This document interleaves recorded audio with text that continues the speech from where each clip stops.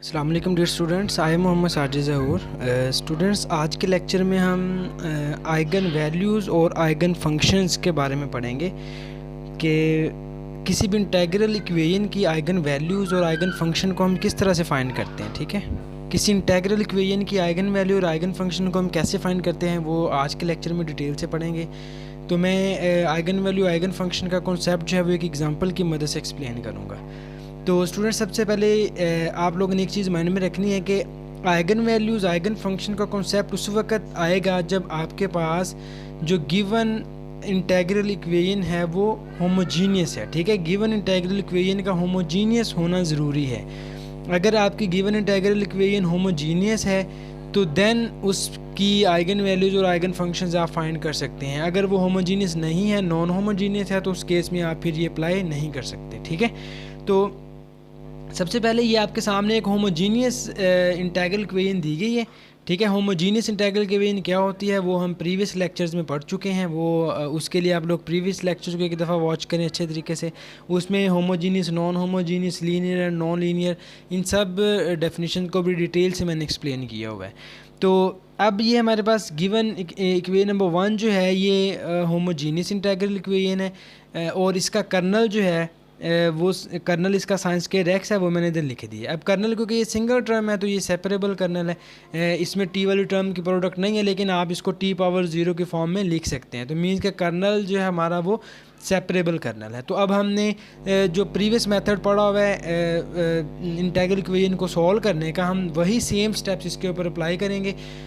तो वही same steps apply करने के बाद हम इसको इजीली इसका सोल्यूशन जो है वो फाइंड कर लेंगे। ठीक है, अब इसमें इस इंटेग्रल इक्वेशन का जो सोल्यूशन, जो होमोजीनियस इंटेग्रल इक्वेशन का सोल्यूशन होगा वो आपके पास आइगन फंक्शंस की फॉर्म में आता है। ठीक है, उसको हम आइगन फंक्शन बोलते हैं। तो इसको हम सॉल्व करते हैं फर्दर।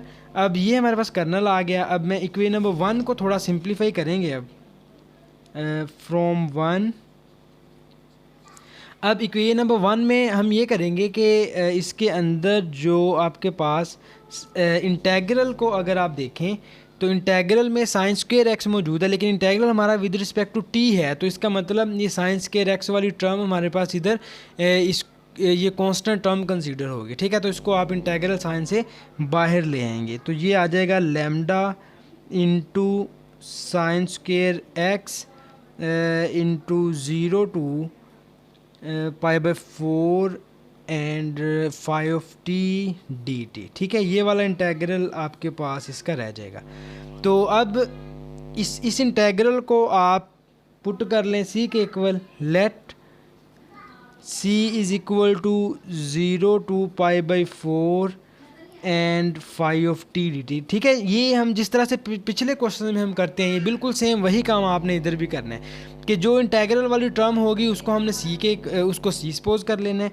ठीक है, इसको मैंने इक्वेशन नंबर 2 कह दिया, इसको इक्वेशन नंबर 3 कह रहे हैं। ठीक है, अब इस इंटेग्रल को अगर आप c पुट करेंगे तो ये हमारा 5x क्या आ जाएगा, 5x हमारा इस फॉर्म में आ जाएगा lambda into sine square x into c. ठीक है, अब हमारा टारगेट क्या होगा, हमने इस c की वैल्यू फाइंड करनी है और इसी इक्वेशन नंबर 4 में सब्स्टिट्यूट कर देनी है, तो वो हमारा रिक्वायर्ड आंसर हो जाएगा। ठीक है, तो अब c की वैल्यू फाइंड करने के लिए हमें φ चाहिए, तो आप इसी इक्वेशन नंबर 4 में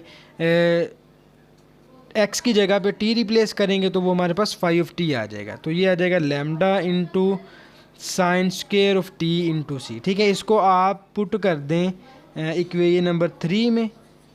इसको जब आप इक्वेशन नंबर 3 में पुट करेंगे तो ये c हमारे पास आ जाएगा 0 टू π/4, φ है और φ की वैल्यू हमारे पास है lambda sine square t into c. तो इसमें लैम्डा और c क्योंकि दोनों कांस्टेंट टर्म्स हैं, ये दोनों इंटेग्रल साइन से बाहर आ जाएंगी और बाकी हमारे पास जो रिमेनिंग इसकी वैल्यू आ जाएगी वो sign square t into dt आ जाएगी। ठीक है स्टूडेंट्स, तो ये प्रीवियस लेक्चर में भी हमने इस टाइप का देखा था क्वेश्चन के साइंस के टी इसमें आ गया। अब इस साइंस के टी को इंटीग्रेट करने के लिए हम इसकी जगह पे वो डबल एंगल आइडेंटिटी वाला फार्मूला लगाएंगे, 1 माइनस कॉस 2t/t। इसको इस फार्मूले में अप्लाई करने के बाद इसको सेपरेट इंटीग्रेट करके अपर और लोअर लिमिट्स अप्लाई करेंगे तो इस इंटीग्रल का आंसर हमारे पास आ जाएगा। ठीक है स्टूडेंट्स, तो ये हमारे पास इसमें जो इंटीग्रल वाली टर्म है ये साइंस के टी है, इसको मैं डबल एंगल आइडेंटिटी वाला फार्मूला लगाता हूँ इस पर। तो डबल एंगल आइडेंटिटी का फार्मूला अप्लाई करने के बाद ये कुछ इस फॉर्म में आ जाएगा, 0 to π/4 and 1 minus cos 2t into d t. ठीक है, इसके ओवर में जो 2 आएगा वो मैंने ऑलरेडी बाहर निकाल दिया। अब आप लोग इसकी ईजीली इंटीग्रेशन करके इस पे लिमिट्स वगैरह अप्लाई करेंगे, तो इसकी लिमिट्स वगैरह अप्लाई करने के बाद इसका जो फाइनल आंसर आएगा वो मैं इधर आपके साथ लिख रहा हूँ। ये आ जाएगा λc/2 इंटू π/4 माइनस 1/2। ठीक है, आप इसकी सेपरेट इंटीग्रेशन करेंगे, फिर इंटीग्रेशन के बाद अपर और लोअर लिमिट्स अप्लाई करेंगे, तो ये हमारे पास इसका आंसर आ जाएगा। ठीक है, इसको हम फर्दर थोड़ा सा सिंप्लीफाई कर लेते हैं। इसका आप एलसीएम अगर लें या दोनों साइड्स को आप 8c के साथ मल्टीप्लाई कर दें, तो ये हमारे पास कुछ इस फॉर्म में आ जाएगा, λc इंटू π-2। और इसमें आप अब c वाली वैल्यू टर्म जो है उसको एक साइड पे कर लें, तो ये आ जाएगा 8c minus λc pi and minus plus 2 λc is equal to 0। ठीक है, ये λc आप इधर दोनों टर्म के साथ मल्टीप्लाई करेंगे, तो ये λc पाई ये पॉजिटिव टर्म है, लेफ़्ट साइड पे आके नेगेटिव होगी, फिर ये नेगेटिव टर्म जो है वो लेफ़्ट साइड पे आके पॉजिटिव हो गई। ठीक है, तो अब इनमें से ये c सारी टर्म्स के अंदर ही मौजूद है, इसको हमने कॉमन ले लिया और बाकी आ जाएगा ये हमारे पास 8 माइनस लैम्डा पाई प्लस इधर से ये आ जाएगा 2 लैम्डा। ठीक है, तो इज़ इक्वल टू 0। अब इधर से हम हमारा जो c जो है ये 0 के इक्वल नहीं हो सकता क्योंकि ये नॉन ज़ीरो है, ये इसकी नॉन ज़ीरो कोई भी वैल्यू आएगी क्योंकि इंटीग्रेशन का आंसर 0 नहीं हो सकता। ठीक है, डेफिनेट इंटीग्रल, तो c की वैल्यू इधर हमारी नॉन ज़ीरो होगी हमेशा। आपके पास जो दूसरी वैल्यू है 8 minus lambda pi plus 2 lambda, इस वैल्यू को अब हम 0 के इक्वल सपोज करके इधर से हम अपना जो आइगन वैल्यू है उसको फाइंड करेंगे। ठीक है, तो इसमें आप 8 माइनस, ठीक है स्टूडेंट्स, इसमें से मैंने दोनों टर्म्स में से लैम्डा कॉमन लिया, माइनस लैम्डा कॉमन लिया, तो ये आ जाएगा माइनस लैम्डा इंटू π-2। तो इसके बाद ये माइनस लैम्डा वाली टर्म जो है वो राइट साइड पे जाके ये प्लस लैम्डा हो जाएगी और इधर हमारे पास आ जाएगा ये 8 is equal to lambda into π-2। तो इधर से स्टूडेंट्स हम इजीली लैम्डा की वैल्यू फाइंड कर सकते हैं। इधर से लैम्डा की वैल्यू हमारे पास आ जाएगी, lambda is equal to 8 over π-2। ठीक है, तो स्टूडेंट्स ये वाला जो लैम्डा हमारे पास आ गया है, इस लैम्डा को हम आइगन वैल्यू कहेंगे। ठीक है, be the required eigen value. ठीक है, ये हमारे पास रिक्वायर्ड आइगन वैल्यू आ गई। अब इस आइगन वैल्यू को हम इस इक्वेशन नंबर 4 में सब्स्टिट्यूट करेंगे। ठीक है, इस आइगन वैल्यू को इक्वेशन नंबर 4 में सब्स्टिट्यूट कर दें इस लैम्डा की जगह पे।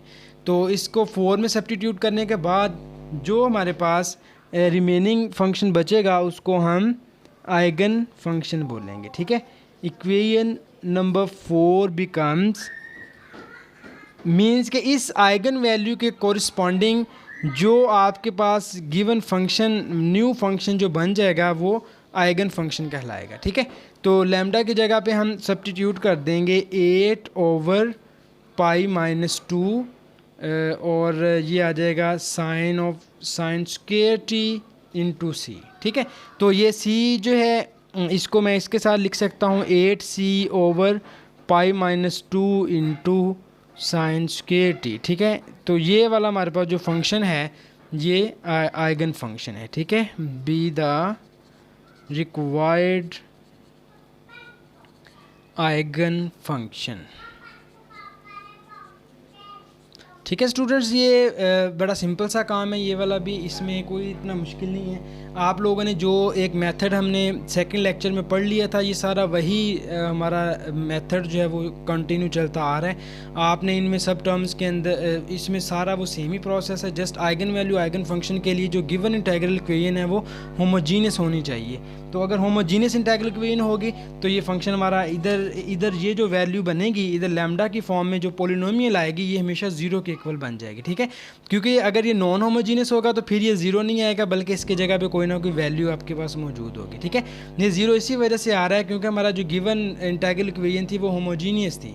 तो अगर जब इधर ये ज़ीरो के इक्वल आएगी तो इधर से आपने लैम्डा को ईजिली फाइंड कर लेना है, और लैम्डा की जो वैल्यूज़ आप फाइंड करेंगे उनको हम आइगन वैल्यूज़ कहेंगे, और उस आइगन वैल्यू को गिवन इक्वेशन में जब सब्स्टिट्यूट करेंगे तो उधर से जो न्यू फंक्शन बन जाएगा उसको हम आइगन फंक्शन कहेंगे। ठीक है students, thank you so much.